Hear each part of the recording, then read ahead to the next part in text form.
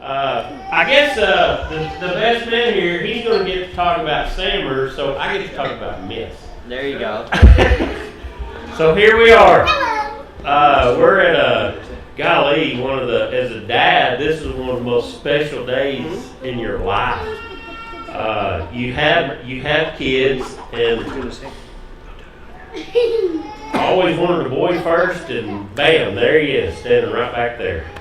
And I thought that it, that the kids that this couldn't get any better, and then he waited and waited and waited, and his mother just, it was just awful. We just waited on him, waited, and finally they just induced and give up, and made him come out.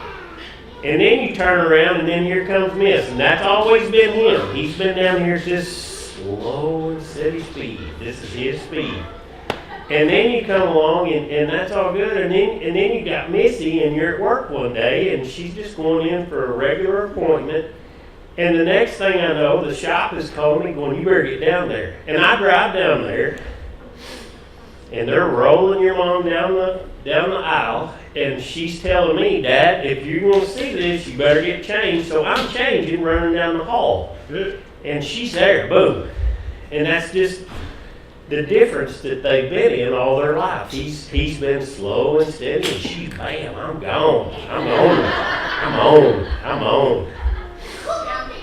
And Missy was born, and just like Mike, I was, they turned around, they hand them to me. And I got to hold Mike first, and I got to hold Missy first. Hell, I got to hold Corbett first. Very many people can say that. But here you go. You're at the hospital, and you got this. And I may need you because I get them mixed up sometimes. You got this 8-pound, 6-ounce girl. She was 8'11".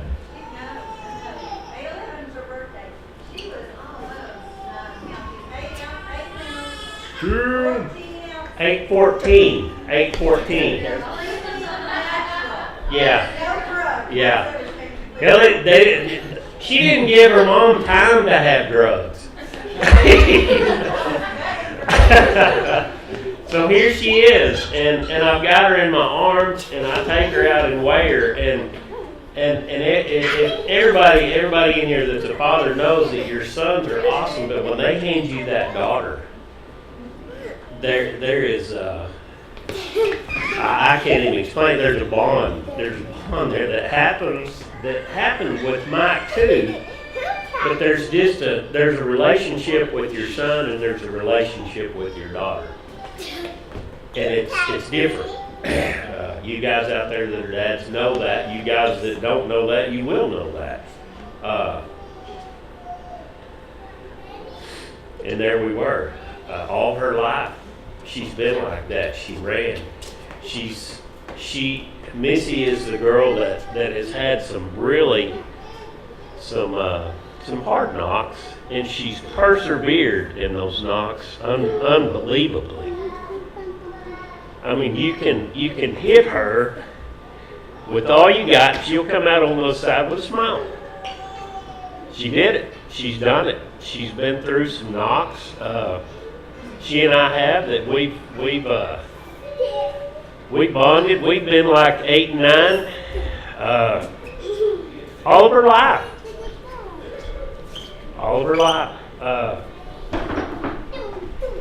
And it's really emotional to me to take somebody that has been so much a part of my life and so much of an important in my life, and then pass her off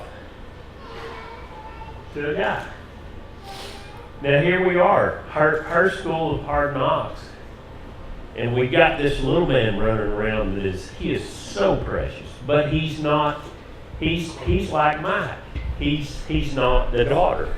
He's rough and he's tough and he's all that, but there's still that father-daughter bond, and it's really hard. I tell my kids daily, I don't talk to you every day, but by gosh, if either one of you needed anything tomorrow, who would you call? Better be me. That's all I want. That's all I want. It can't get no better than that. So here we are at this stage, and I've got the most, one of the most precious things in my life that I'm turning to Sammer. And he come into our lives, and guys, he is a godsend to our family. I mean, he's a godsend to our family.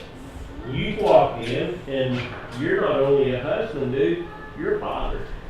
Welcome to fatherhood. Because whatever happens from now, and I'm so excited that it was him. Because Missy said, Dad, go find me a man. I couldn't have done any better. I couldn't have done any better. So with that, I love you with all my heart. I will always be there, but I will always try to step back and let him be the man in your life. That may be hard.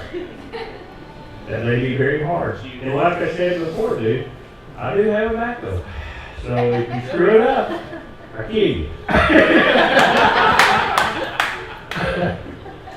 So really, I don't know what else to say other than my daughter she is the most wonderful, beautiful, most unique daughter in the world. And I'm entrusting her to you. I love you guys. Love you too. And I'm going to turn it over and let him turn this around to fun instead of shadow. Give me a second. Corbin wants to say something real quick. We'll let him go first. We'll let him do his thing. All right, Corbin, what do you want to say? Yeah. There you go. You want me to help you out here a little bit?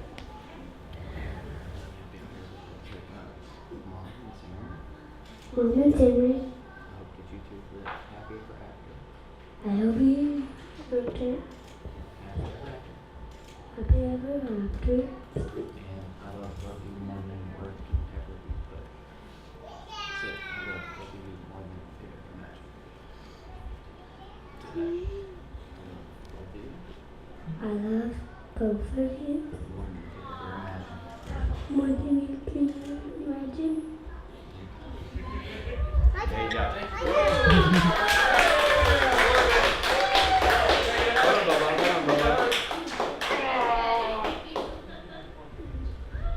Wow.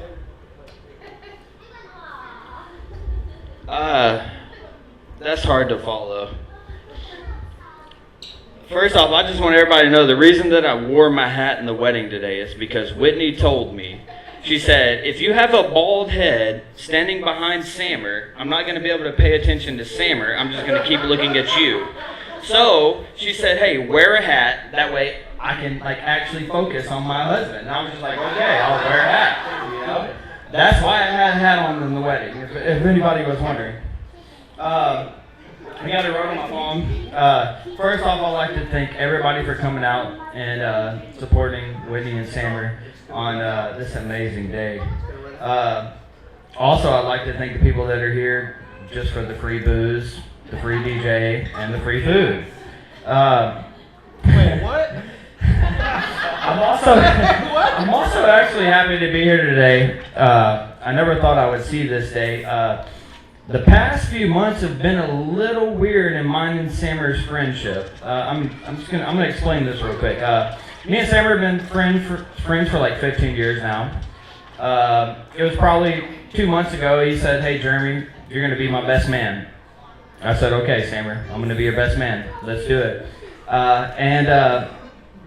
Ever since the day he told me that, he's basically tried to kill me. It's kind of weird. And in my mind, I'm thinking, okay, does Whitney really not like me? Is she's the one telling Sammer, hey, let's just get rid of him now? What's going on here? And I'm gonna explain, because it was like a month ago, Sammer invites me over. We're drinking a few beers, you know, me, him, and Whitney. And Sammer says, hey, let's go outside and let's start a fire in the fire pit. And I'm thinking, oh, this is a great idea. Let's do it. Sammer's like, I'm going to get my guitar. We're going to go out here. We're going to play some music. You're going to sing. It's going to be great. I'm thinking, okay, this is awesome. So we go out there, and then I told Sammer, I said, how are we going to start this fire? There's wood. There's a fire pit. I get this. But how are we going to start it? And Sammer said, you know what we're going to do is we're going to take a cup of gasoline and we're going to pour it on the fire and I'm going to light it on fire. And I told Sammer specifically, I said, hey, I did this before and it did not work out well for me. And he said, what do you mean? I said, well, one time, Sammer, I lit a fire. I had the fire pit, I had the gasoline. I put the gasoline on the fire, I lit the match. Next thing you know, I'm on fire, I'm throwing the gas tank, I'm running away. Sammer said, oh no, it had never happened, man. It had never happened. I said, all right. Sammer, you've been my best friend for 15 years, I trust you. Next thing you know, Whitney did say it was a bad idea. Let me remind you, Whitney and Natty are inside, and they're getting wedding stuff together. This is like 2 months ago. And next thing you know, I'm sitting there and I'm on my phone. I'm drinking a beer. I'm having a good time. Sammer pours the gasoline on the fire, and it explodes. And the glass that he had with the gasoline, he throws it. Little do you know, Sammer just throws it right at me. So the fire takes off right at me, and I'm on fire, and I'm stopped dropping, and I'm rolling, and I'm trying to get off fire. And Whitney's running outside, Natty's running outside. What's going on? What's going on? Oh, basically, I just got caught on fire. Sammer tried to kill me. It's cool. That was the first time, after he asked me to be his best man, that he tried to kill me. The second time happened just like 2 days ago. All right? I got to explain this one. I go over to Sammer's house. Whitney's there. She's got to go to Fayetteville. She's got to pick up the cake. And I said, hey, Whitney, go do what you got to do. We got the house. Don't even worry about it. We are fine here. Corbin, leave him here. We're good. Me and Sammer go outside. We're trying to get the pool ready. Sammer said, okay, you got 2 options. You can do the vacuum or you can do the chemicals in the pool. I said, well, you know what, man? Let me do the chemicals. You do the vacuum because I've never did a vacuum in a pool before, so I'll just do the chemicals. It sounds really easy. You put them in the gallon bucket, you fill up some water, you throw it in the pool, you do it 8 times. Okay? Well, anyways, what Sammer didn't tell me is that the chemicals burn like hell. All right. Halfway through the first bag, I had to pull my hat off. Ladies and gentlemen, I'm bald. All right. Pull my hat off. My head is red. I mean, I'm lightheaded. I don't even know what's going on. I don't know where I'm at. I don't know when the wedding is. I can't remember anything. And I told Sammer, I said, hey, I'm halfway through this first bag. You should probably just tag me out. Like let me go do something else. Let me vacuum the pool. Sammer said, no, dude, you got it. You're all right, man. It's cool. I said, okay.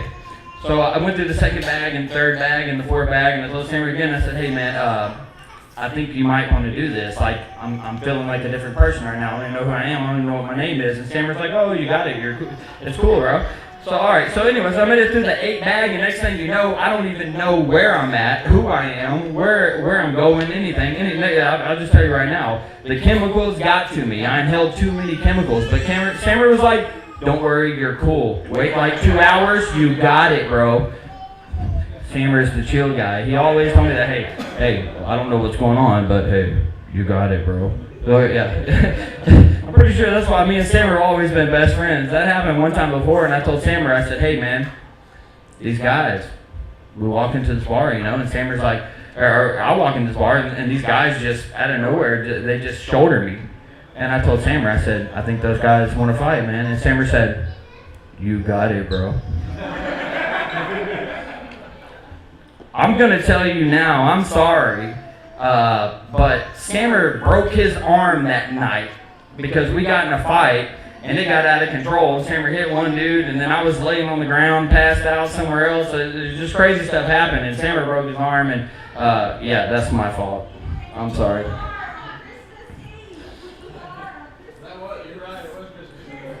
That was my fault. I'm sorry. Hey, Merry Christmas, though. That's the best Christmas present in the world, huh? Yeah. Yeah, hey, just so you know, the whole time my mom thought that all my friends were the problem. And I kept trying to tell her, like, Mom, I'm the problem. It just happens that way, I'm sorry. Oh, man. Let me see where I'm at here. Seriously, though, to all Whitney's family, you couldn't have asked for a better guy. Her dad just got up here and he gave one hell of a speech. I don't even know how I can top that speech. But Sammer's the type of man where his word is his bond. And his bond with people is flawless. I think we just actually talked about this like 2 days ago. I said, Sammer, I don't even know how we're best friends, man. I said, you're the guy that goes out and you're like, hold on, let's think about this. Let's think about what we're going to do. And I'm the guy that goes out and I'm like, yo, let's just do it.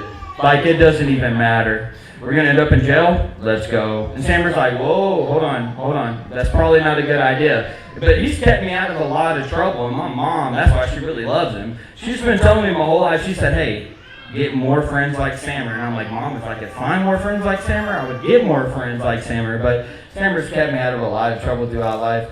But I have no doubt in my mind that Whitney, you and Sammer will overcome every obstacle you ever face in life. Both of you guys are just the type. Whitney, when you were walking down the aisle today, or the runway, or the really curved thing that you want to call it, all the way down the hill, you looked absolutely beautiful. And I looked at Sammer, and I'm tearing up, okay? But I'm blaming it on the sweat, because I had sweat just dripping down. Because you told me to wear the hat. And I have sweat dripping down, and I'm sitting here thinking, like, my best friend, this is the happiest day of his life. And then I thought to myself, is he happy because his wife is walking down that hill looking beautiful, or because of the fact that his arms look really big in that small jacket he's got on? And I'm going to tell you now, I'm not really sure which one he was happier about, because he asked me 6 times before we came down there to put on his jacket. And he kept taking it off, and I'm like, why are you taking your jacket off, man? We're going down there. But he said, just take it off. Just take it off. I got you, Sammer. I'm the best man. I'm going to take the jacket off, okay? And then put it back on. I got you, bro. Sammer CrossFit's working a little bit, okay? Oh, man. Let me see where I'm at here. Anyways, as the best friend of the groom, I will say that when Sammer told me he was dating somebody new, and I was in California in the Navy, and had a chance to meet you, in my mind I said, oh my God, here we go again. Because I've been there for Sammer through everything he's ever been through, okay? And when I flew in from Cali, and I met Whitney, I thought in my mind, I said, this woman's she's got to be blind or something, okay? Well, what happened was, I went to Sammer's house, and this is the old house, and Sammer walked into the kitchen to make us a tea or something, and Whitney was standing there, and I just kind of looked at her, and I waved at her, and she said, hey. And in my mind, I'm like, okay, she's definitely not blind, she just loves my best friend, all right? I guess it's awesome. So at that point, I knew that Whitney just loved my best friend, and she really wasn't blind. Like, it was meant to be, okay? But I had to check for myself. All jokes aside, Whitney, you're an incredible person. Every time I come over to your and Sammer's house, you welcome me with open arms. I remember one time specifically, I came over, me and Sammer went out to the pool. We did something, and I came back inside, and Whitney said, Jeremy, you never even gave me a hug. And I said, oh my God, I'm sorry. And I gave her a hug, and like, she was really disappointed about that. And Whitney, that just speaks a lot about your character. And if, most women, they would probably tell their future husbands, like, hey, can you kind of like not invite him over so much? You know what, but hey, if you tell Sammer that, don't tell me, because I like to think you enjoy my company as much as him, okay? So, but hey, and I want you to know right now, don't worry about the house that's for sale next door. I'm not going to buy it, okay? I'm not going to buy it. Because I talked to the bank earlier today and they were not willing to work with me about it. So I'm going to leave you and Sammer alone and let you guys enjoy your fees. Whitney, I also want you to know today you actually got a 2-for-1 package when you married Sammer. Because when you married Sammer, you got a husband, but you also got a brother in me. And anytime you need something, I promise you I'll be there. With that being said, anytime you need to get Sammer in line and you need somebody, by all means, feel special to not call me. Because I've been trying to get Sammer in line for 15 years, and the only line I could ever get him in was the line outside the closest bar, okay? So don't call me because I really don't know the answer there. Anyways, seriously though, I love you both, and I hope life brings you both nothing but happiness, and then also a few hangovers here and there. If y'all ever need anything, I'm always a call away. Okay, I'm gonna make a toast real quick because I don't think anybody actually made a toast tonight, so I'm gonna make a toast real quick. I hope that this day, for the rest of your lives, you think of nothing but happiness and love. I also hope that when the storm comes, both of you guys are still together to see the rainbow. And I love both of y'all. Cheers.